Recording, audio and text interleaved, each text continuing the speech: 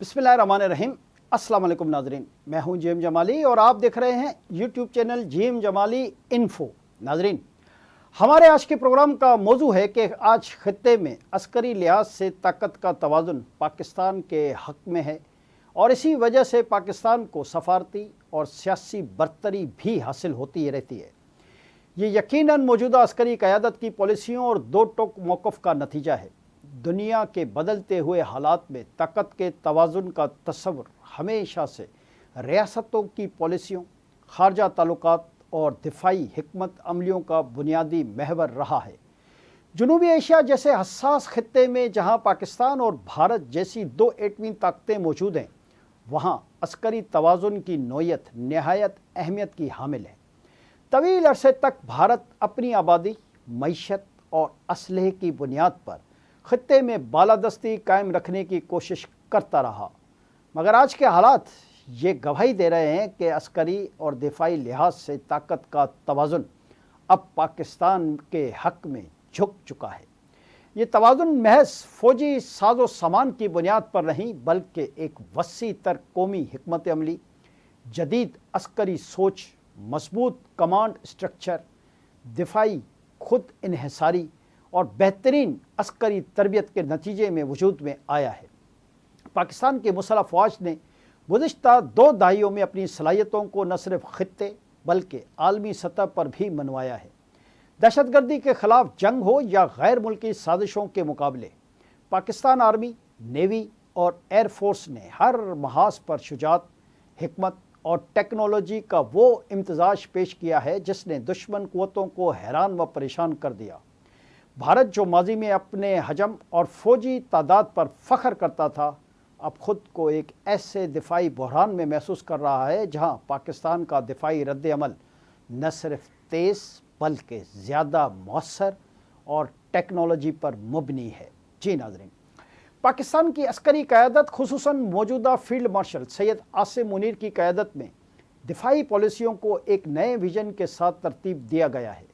جدید ہتھیاروں کی تیاری میں خود انحصاری، نیوکلیئر ڈیٹرنس کو محفوظ بنانے، انٹیلیجنس نیٹ ورک کو فعال کرنے اور سائبر ڈیفنس جیسے نئے شعبوں میں پیش رفت نے پاکستان کو ایک ایسی قوت میں بدل دیا ہے جو اب دفاع کے ساتھ ساتھ جارحانہ صلاحیت بھی رکھتی ہے۔ دشمن کے عزائم اب صرف سرحدوں تک محدود نہیں رہتے بلکہ ہائبرڈ وار، انفارمیشن وار اور معیشتی دباؤ کی صورت میں بھی ظاہر ہوتے ہیں۔ تاہم پاکستان نے ان تمام میدانوں میں نہایت چاک دستی اور دفاعی توازن برقرار رکھا ہے۔ پاکستان کی عسکری طاقت کی سب سے بڑی بنیاد اس کی پیشہ ورانہ فوج ہے۔ دنیا کے بہترین تربیت یافتہ فوجیوں میں پاکستانی سپاہی کو ہمیشہ ممتاز مقام حاصل رہا ہے۔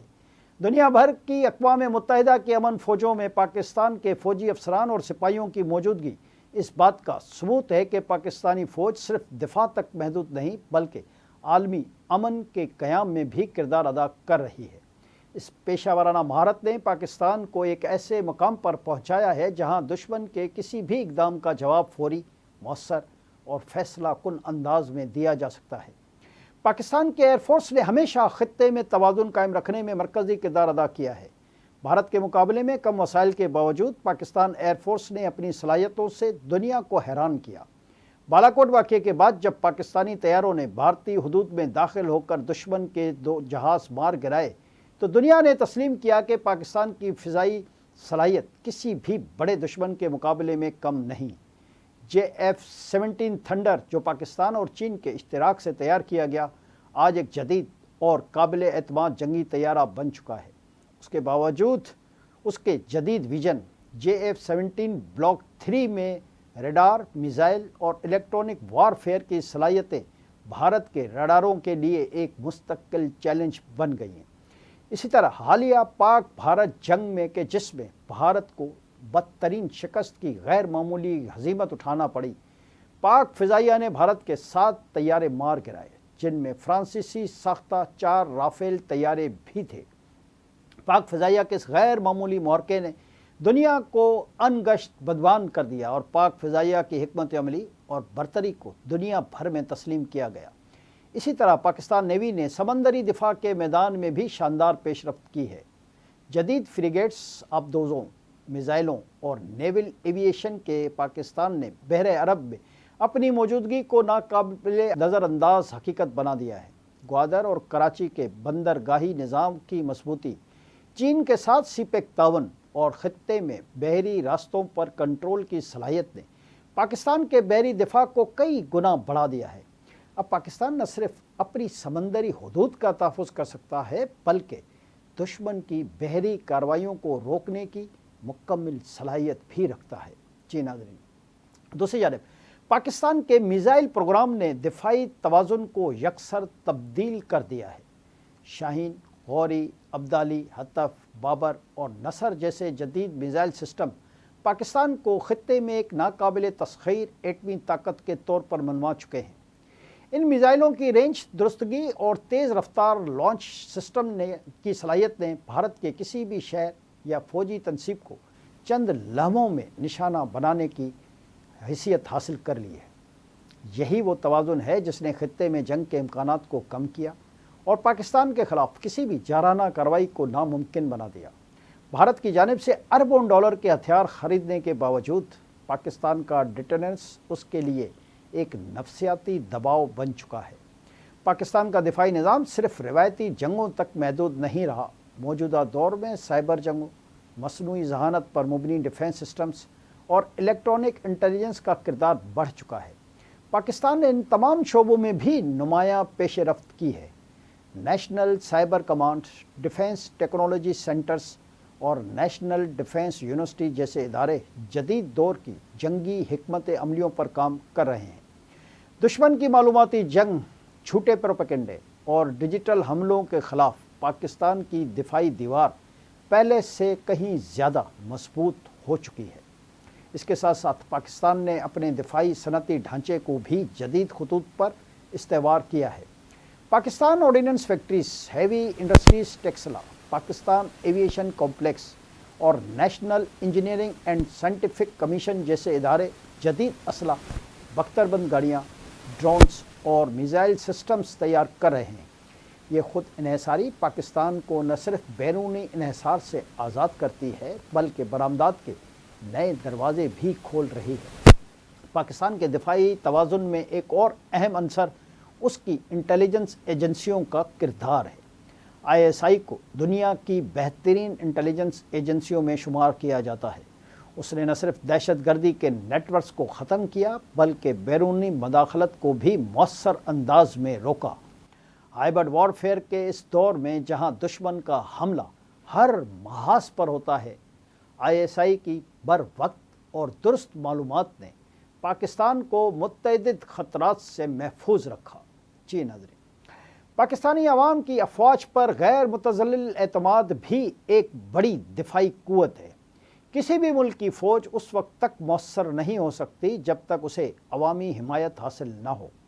پاکستان میں یہ رشتہ بے مثال ہے۔ عوام اپنی فوج کو نہ صرف محافظ بلکہ فخر کا باعث سمجھتے ہیں۔ یہی جذبہ جنگی حالات میں فوج کے حوصلوں کو بلند رکھتا ہے۔ جی ناظرین، بین الاقوامی سطح پر بھی پاکستان نے اپنی دفاعی حکمت عملی کو توازن اور تدبر کے ساتھ آگے بڑھایا ہے۔ چین، ترکی، سعودی عرب، ایران اور دیگر ممالک کے ساتھ دفاعی تعلقات نے پاکستان کو ایک مضبوط بلاک میں تبدیل کر دیا ہے۔ چین کے ساتھ دفاعی تعاون، خصوصاً سی پیک کے تناظر میں پاکستان کی اسٹریٹجک پوزیشن کو خطے میں مرکزی حیثیت دے رہا ہے۔ ترکی کے ساتھ ڈرون ٹیکنالوجی اور بحری تعاون، سعودی عرب کے ساتھ دفاعی تربیت اور ایران کے ساتھ سرحدی تعاون پاکستان کی دفاعی قوت کو مزید مستحکم کر رہے ہیں۔ بھارت اگرچہ دنیا کے بڑے اسلحہ خریداروں میں شامل ہے مگر اس کی فوج اندرونی بدعنوانی، غیر متوازن تربیت اور سیاسی مداخلت کا شکار ہے۔ بھارتی فوج کا زیادہ تر انحصار درآمد شدہ اسلحے پر ہے جو اکثر پرانے یا غیر مؤثر ثابت ہوتے ہیں۔ دوسری طرف پاکستان کی فوج نے محدود وسائل کے باوجود ایسی دفاعی صلاحیت پیدا کی ہے جو عملی طور پر زیادہ مؤثر ہے۔ بالاکوٹ واقعے سے لے کر لائن آف کنٹرول پر دشمن کے خلاف مؤثر جوابی کارروائیوں تک ہر موقع پر پاکستان نے اپنی صلاحیت ثابت کی۔ پاکستان کے نیوکلیئر پروگرام نے اس خطے میں جنگ کے خطرے کو کم کر دیا ہے۔ کولڈ स्टार्ट डॉक्ट्राइन जैसे भारतीय अज़ाइम के बावजूद पाकिस्तान ने नसर जैसे टेक्निकल न्यूक्लियर मिसाइल के ज़रिए इन मंसूबों को गैर मुअस्सर कर दिया। आज भारत के पॉलिसी साज भी तस्लीम करते हैं कि पाकिस्तान के ख़िलाफ़ रिवायती जंग छेड़ना अब ख़ुदकुशी के मुतरादिफ है। यही वजह है कि भारत ने अब अपनी तवज्जो गैर रवायती महाज़ों यानी मीडिया वॉर, साइबर हमलों और सफारती दबाव पर मरकूज़ कर दी है। लेकिन इन महाज़ों पर भी पाकिस्तान की तैयारी नाकाबिले शिकस्त है। जी नाज़रीन, पाकिस्तान की अफवाज ने अपनी जदीद हिकमत अमलियों में दिफा के साथ साथ प्री एम्प्टिव एक्शन प्लान यानी पेशगी हमले की सलाहियत भी शामिल कर ली है। दुश्मन की हरकत पर गहरी नज़र और बर वक्त कार्रवाई की सलाहियत ने भारत को कई बार पसपाई पर मजबूर किया। बलूचिस्तान फाटा और खैबर पख्तूनख्वा के कबायली इलाकों में दुश्मन की प्रॉक्सीज के ख़ात्मे के बाद अब पाकिस्तान अंदरूनी तौर पर पहले से ज़्यादा महफूज है। मौजूदा आलमी हालात में जब दुनिया के बड़े बड़े ममालिक अपनी मईशत और दिफा को अलहदा नहीं देखते, पाकिस्तान ने भी इसी सिमत कदम बढ़ाया है। दिफाई सनत में सरमायाकारी, मकामी पैदावार और टेक्नोलॉजी ट्रांसफ़र ने पाकिस्तान की मईशत को तक़वियत दी है। दिफाई मुआहदों के नतीजे में बरामदात बढ़ रही हैं और पाकिस्तान अब हथियार दरामद करने वाले के बजाय बरामद करने वाले ममालिक में शामिल हो रहा है। ये तमाम अवामिल इस हकीकत की गवाही देते हैं कि आज अस्करी और दिफाई लिहाज से ताकत का तवाज़ुन पाकिस्तान के हक़ में है।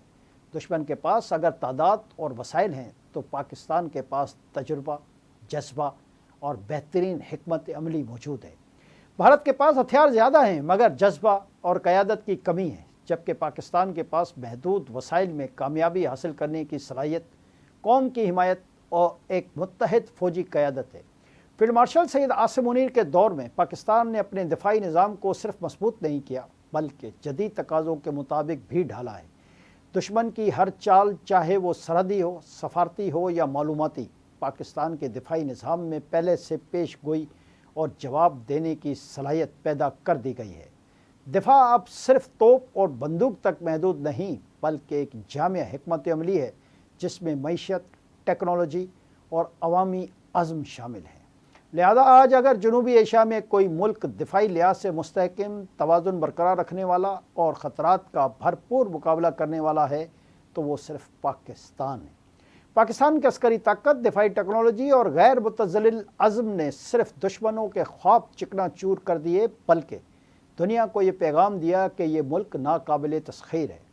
पाकिस्तान अब महज दिफा करने वाला मुल्क नहीं बल्कि ख़ित्ते में अमन, इस्तेहकाम और ताकत के तवाज़ुन का ज़ामिन भी बन चुका है। आज के लिए इतना ही। अगले प्रोग्राम तक के लिए अपने मेज़बान जी एम जमाली को इजाज़त दीजिए। अल्लाह हाफ़िज़।